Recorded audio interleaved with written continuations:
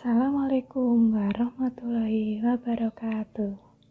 Selamat pagi anak-anak kelas 4 SD Negeri Tempel Wetan.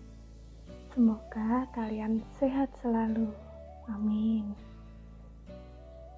Pada kesempatan pagi hari ini, Bu Vivin akan melanjutkan pembelajaran untuk kalian melalui media video pembelajaran.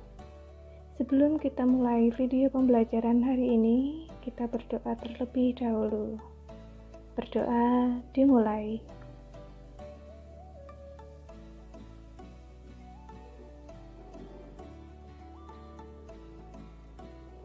Berdoa selesai. Anak-anak, dalam masa pandemi COVID-19 ini, kalian selalu Bu Vivin ingatkan untuk selalu menaati protokol kesehatan, yaitu jangan lupa memakai masker, selalu sedia hand sanitizer, tetap jaga jarak, dan yang terakhir adalah sering cuci tangan menggunakan sabun dengan air mengalir.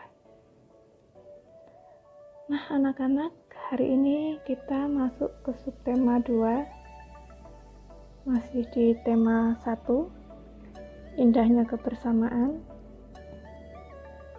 tapi masuk ke subtema 2, yaitu tentang kebersamaan dalam keberagaman untuk pembelajaran pertama ini.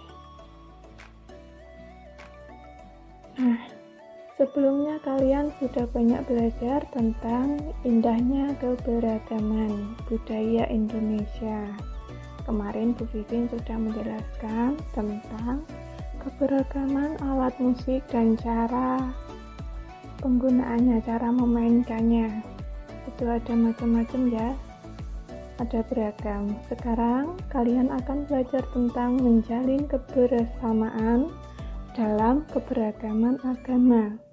Jadi yang beragam ini agama, yang berbeda itu agamanya.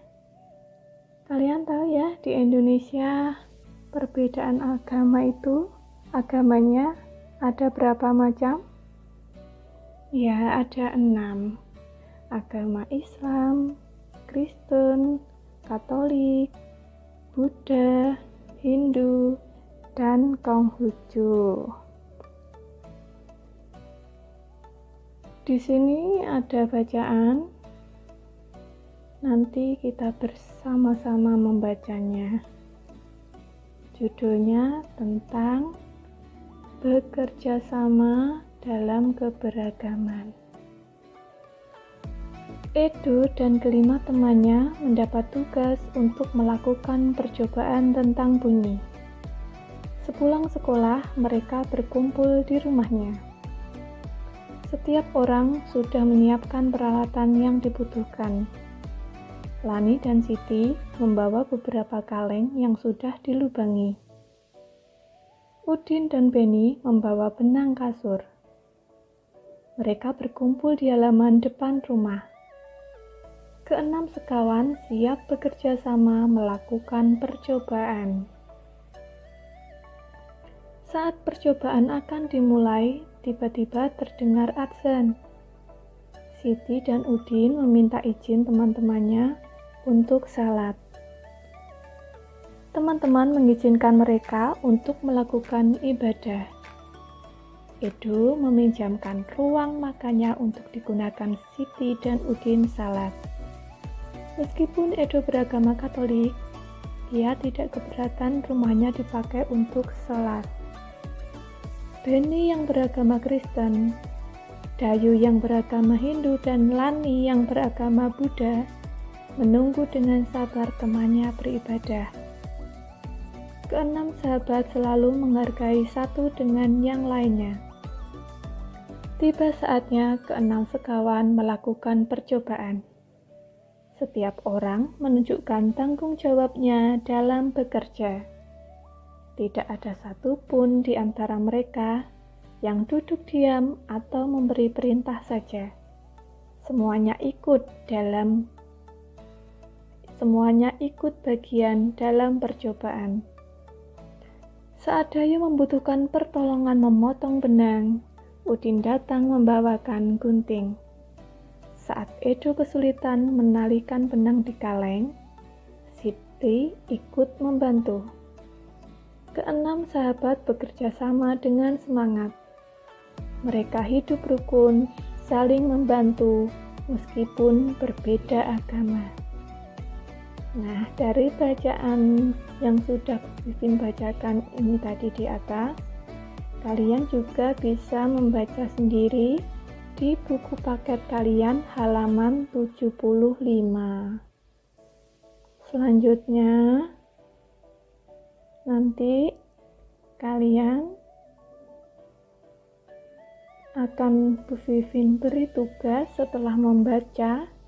Saya beri tugas menentukan gagasan pokok dan gagasan pendukung dari setiap paragraf di atas ini.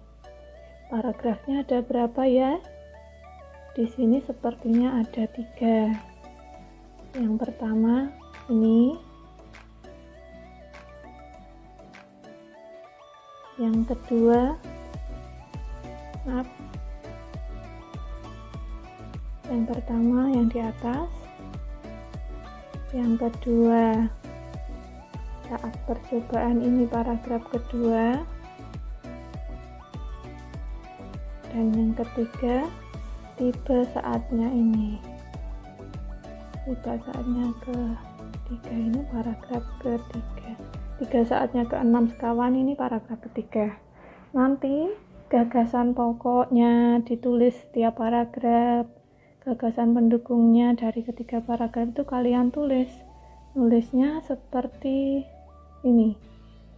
Jadi paragraf 1 ditulis gagasan pokoknya apa, gagasan pendukungnya apa. Paragraf 2 ditulis gagasan pokoknya apa, gagasan pendukungnya apa. Dan paragraf ketiga juga seperti itu. Jadi ada 3 jawaban, 3 paragraf.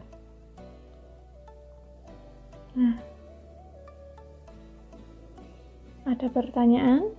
Nanti apabila ada pertanyaan silahkan langsung WA ke Bu Vivin ya. Nah, ini saya beri contoh untuk paragraf yang ketiga. Kemarin untuk mencari gagasan utama, kita harus menentukan intinya dari paragraf itu. Inti dari paragraf ketiga ini apa? Gagasan pokok biasanya isinya 1 kalimat dari paragraf ketiga ini. Yang lain nanti masuk di gagasan pendukung. Kalau menurut Bu Vivin ini gagasan pokoknya ada di kalimat terakhir. Ke-6 sekawan ini hidup rukun, saling membantu, meskipun berbeda agama. Nah, yang masuk gagasan pendukung ini kalimat lainnya. Mulai tiba saatnya ini, terus ini lanjutnya sampai di kalimat terakhir, ini masuk di gagasan pendukung. Ya, kita lanjutkan setelah gagasan pokok dan gagasan pendukung kalian sudah kerjakan. Kita lanjutkan pembelajarannya. Untuk selanjutnya, nanti kalian silahkan membuat laporan dari sebuah percobaan. Percobaannya bisa kalian lakukan bersama orang tua kalian di rumah. Laporan kegiatannya nanti kalian tulis. Ini membahas tentang apa laporan kegiatannya? Laporan kegiatannya membahas tentang percobaan perambatan bunyi. Tentang percobaan perambatan bunyi.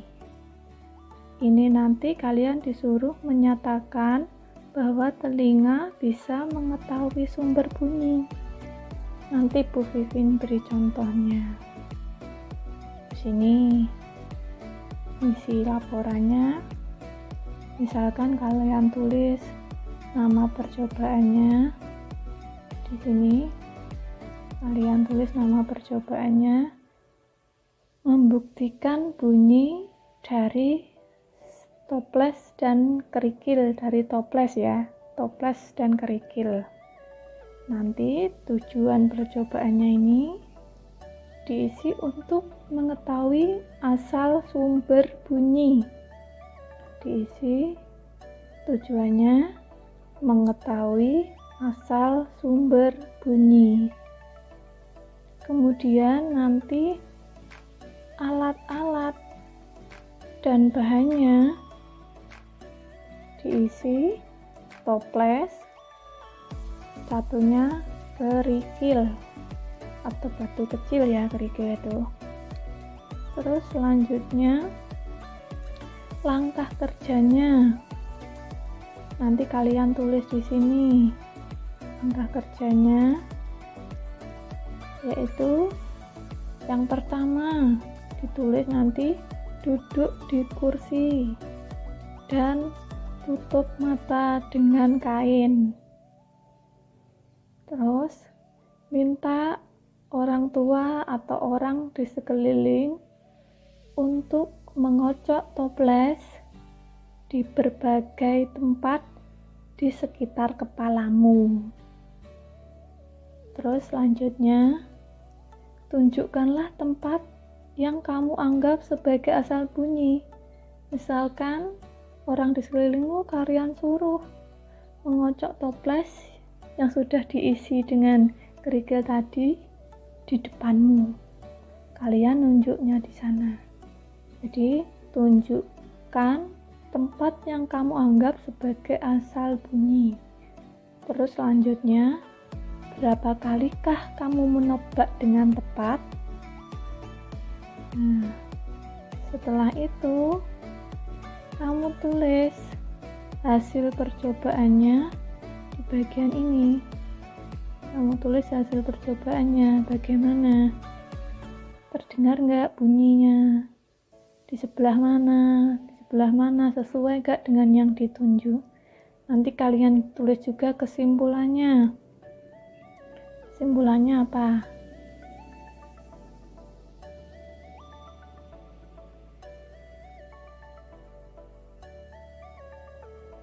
Nah, setelah kalian tulis, nanti silahkan difoto hasil percobaannya ini, hasil laporan kegiatan ini, kemudian dikirim ke WA Bu Vivin.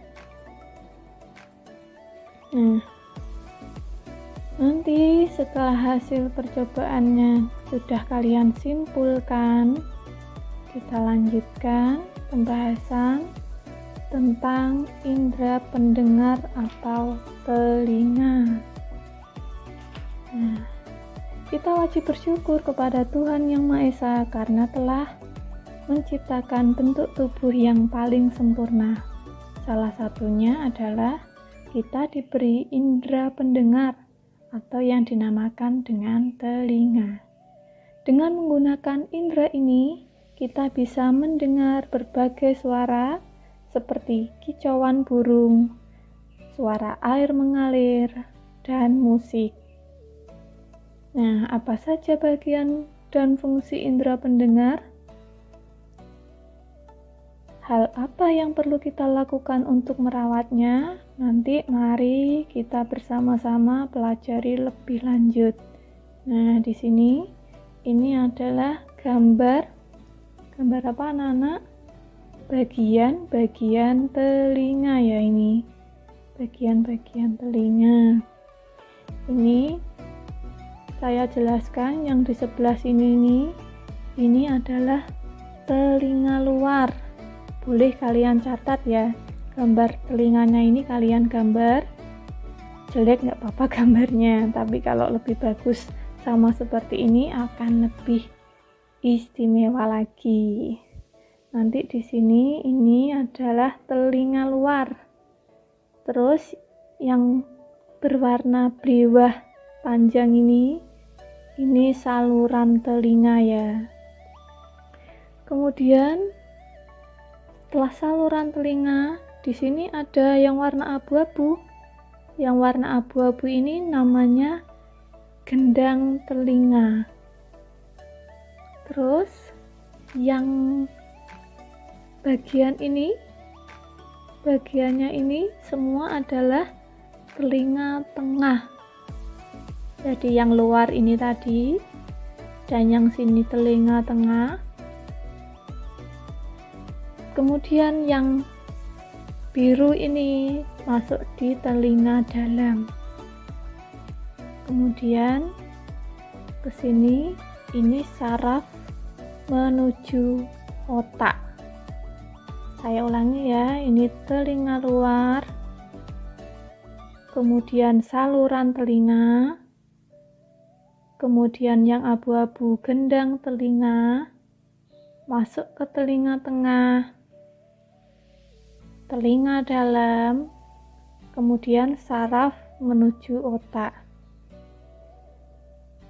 Nah, telinga ini merupakan indera untuk mendengar. Jadi setiap hari kita mendengarkan bermacam-macam suara. Tetapi tidak semua suara dapat kita dengar. Kemarin Bu Vivin sudah menjelaskan yang didengar oleh manusia itu sekitar 20-20.000 Hz ya. Nah, semua bunyi membuat udara bergetar. Getaran bunyi mengenai gendang telinga yang berupa selembar kulit tipis. Saat itulah gendang telingamu juga mulai bergetar. Getaran dari gendang telingamu menjadi lebih besar di telinga tengahmu dan diubah menjadi pesan-pesan listrik di telinga dalammu. Jadi alurnya seperti itu tadi yang sudah Bu Vivin jelaskan. Nah, di sini juga kalian jawab, tulis di buku tulismu ya. Pertanyaannya, apakah kamu pernah mengalami gangguan indera pendengar? Ceritakan. Kamu tulis di buku tulis kalian, nanti difoto dikirim ke Bu Vivin. Nah, di sini ada bacaan, silakan dibaca. Dengan indera pendengar kita dapat mendengar bunyi-bunyi yang berbeda.